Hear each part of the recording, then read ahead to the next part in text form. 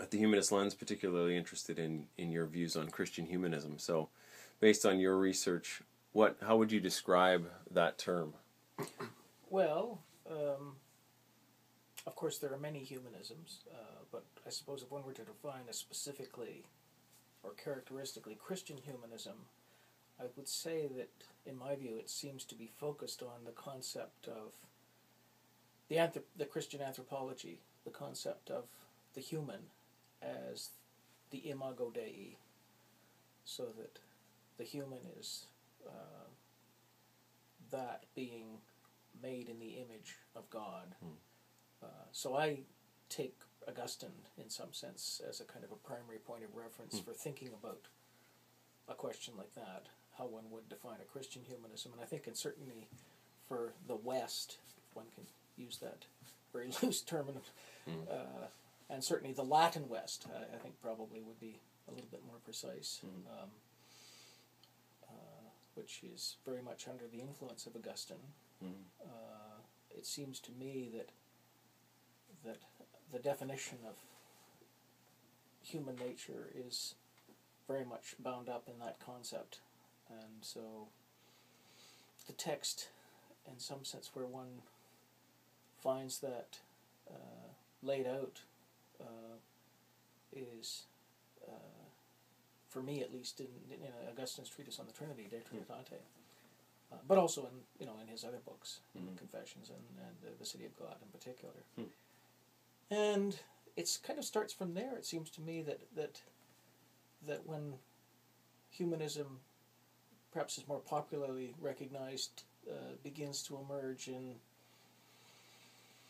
I don't know, at some point in the late Middle Ages. Of course, it's a great game defining when the Renaissance begins. I mean, everybody wants to push it back as far as possible. I mean, the Carolingian Renaissance, the Renaissance of the 12th century sort of thing. But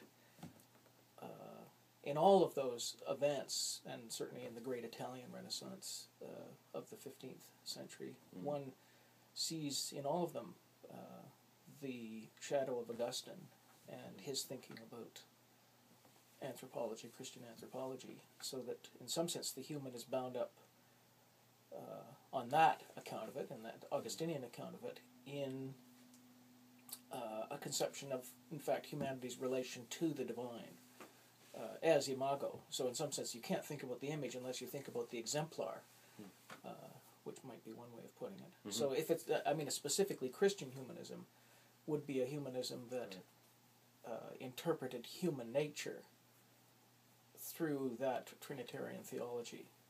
And so, for instance, when Augustine talks about the faculties of memory, intellect, and will, memoria, intellectus, and voluntas, as being constitutive of human identity, he's really thinking in a manner that is reflecting the divine essence. And that becomes very explicit in the argument of De Trinitate. So in some sense you could say, what I find whenever I read Augustine, and I'm constantly rereading these texts, that you can't really discover the self, say in the argument of the Confessions, without the discovery of God, that they're a common discovery. They happen together. So in a certain sense you could say divinization, theosis, which is more the Eastern Church's language, is also there in Augustine as a kind of participation of the divine nature. But that's not peculiar to Augustine, because you find that argument also in Plotinus. So in a certain sense, the notion that the turn inward, the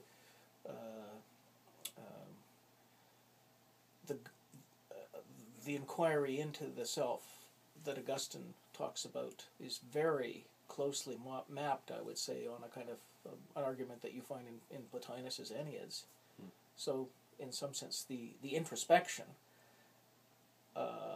the quest for the self, which is, you might say, at the same time a kind of quest for union with the divine, is also there in other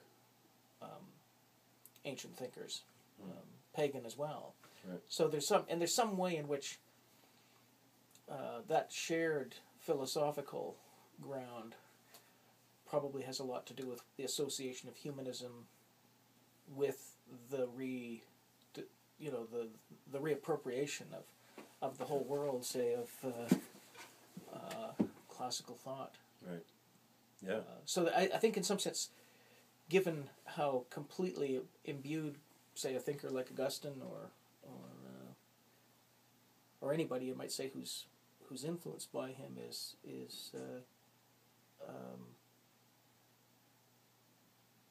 doing philosophy or metaphysics, the whole undertaking in some sense is